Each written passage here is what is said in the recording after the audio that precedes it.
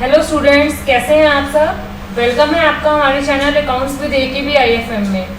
आज की वीडियो में हम बात करने वाले हैं इनकम टैक्स के अंदर में HRA एग्जेम्पशन किस तरह से यूज़ होती है, कितनी एग्जेम्पशन मिलती है, कितना अमाउंट टैक्सेबल होता है। उससे पहले अगर आप हमारे चैनल पर नए हैं तो आप हमारे चैनल को सब्सक्राइब कीजिए और वीडियो को पूरी देखना ताकि आपको पूरी नॉलेज मिल सके। और अगर आपको वीडियो अच्छी लगे तो आगे शेयर ज़रूर करना। तो चलिए शुरू करते हैं।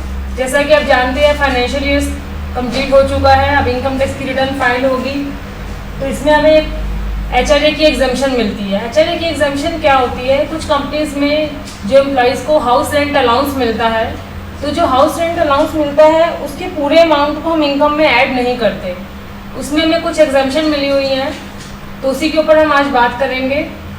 देखिए एग्जेम्पशन किस तरह से कैलकुलेट होती है। यहाँ पे क्या है कि हमें HRA की एग्जेम्पशन लेने के लिए इन तीन चीज़ों में से देखना होता है कि क्या चीज़ सबसे कम है।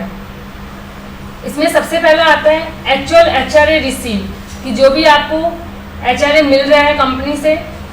सेकेंड इसमें आता है आपका जो रेंट आप पे कर रहे हैं माइनस 10% ऑफ सैलरी, जो भी आपकी सैलरी है उसके 10% से माइनस कर लेंगे। थर्ड आता है आपका अगर आप मेट्रो सिटी में रहते हैं तो आपकी सैलरी का 50%, otherwise 40%। Metro city mean Delhi, Mumbai, Calcutta और चेन्नई। अगर इन चारों जगह पर आप हैं तो आपकी सैलरी का 50%, अदरवाइज 40%। तो इन तीनों में से जो सबसे कम अमाउंट है वो अमाउंट आपका एग्जेम्प्ट रहेगा।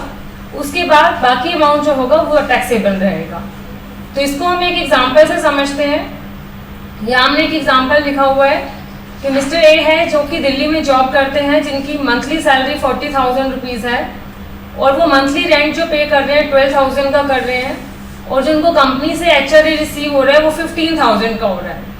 तो अब जो 15,000 मिल रहा है उसमें से हमने देखना है कि कितना अमाउंट हमारा एग्जेम्प्ट रहेगा।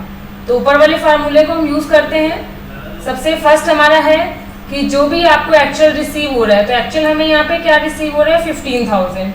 सेकेंड हमारा आता है कि जितना रेंट आप पे कर रहे हैं। अब रेंट आप पे कर रहे हैं 12,000 का, आपकी सैलरी है 40,000, तो 40,000 का 10% आपका 4,000 आता है। तो 12,000 और 4,000 का जो डिफरेंस है वो 8,000 है। थर्ड हमारा आता है मेट्रो सिटी में वो रह रहे हैं, क्योंकि वो दिल्ली में रह रहे हैं तो वो मेट्रो सिटी हो गई, तो उसमें हमने सैलरी का 50% कर लिया। अब इन तीन अमाउंट में से जो सबसे कम अमाउंट है वो हमारा आ रहा है 8,000 रुपीज़। तो यानी जो आपकी यहाँ पे HRA की एग्जेम्पशन है वो 8,000 रुपीज़ की है। तो जो आपका टैक्सेबल अमाउंट रहेगा वो 15,000 जो आपको रिसीव हो रहा है माइनस 8,000 जो आपकी एग्जेम्पशन है। तो यानी जो आपकी टैक्सेबल इनकम है HRA की वो 7,000 रुपीज़ मानी जाएगी। तो आप जब अपनी इनकम टैक्स की कैलकुलेशन करेंगे, जब अपनी सैलरी में HRA को ऐड करेंगे तो सैलरी में आप सिर्फ 7,000 का HRA ऐड करेंगे, ना कि 15,000 का। तो ये हमें HRA की अलाउंसेस की जो है एग्जेम्पशन मिलती है।